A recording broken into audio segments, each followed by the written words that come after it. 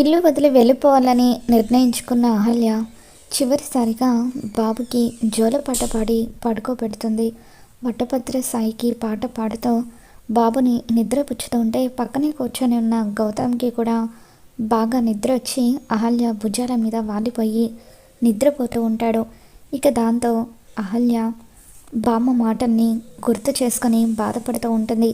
గౌతమ్ వల్ల బామ్మ బారసాల అయిపోయిన తర్వాత నువ్వు ఇల్లు వదిలి వెళ్ళిపోతానని చెప్పావు కదా, ఇచ్చిన మాట ప్రకారం నువ్వు ఇల్లు వదిలి వెళ్ళిపోవాలి.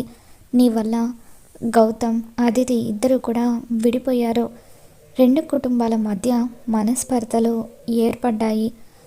విడిపోయిన ఈ రెండు కుటుంబాలు మళ్ళీ ఒకటవ్వాలంటే నువ్వు ఎట్టి పరిస్థితుల్లోనూ ఇంట్లో ఉండకూడదు అని చెప్పి భానుమతి చెప్పిన మాటల్ని గుర్తు చేసుకుని అహల్య చాలా బాధపడిపోతూ ఉంటుంది.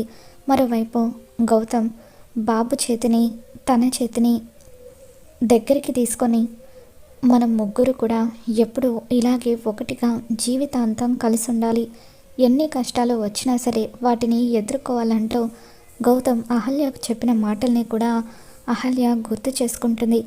మరి అహల్య నిజంగానే ఇల్లు వదిలి వెళ్ళిపోతుందా, ఏం జరగబోతుందో మళ్ళీ మన ఛానల్లో తెలుసుకుందాం. ఈ వీడియో మీకు నచ్చినట్లయితే తప్పకుండా లైక్ చేయండి.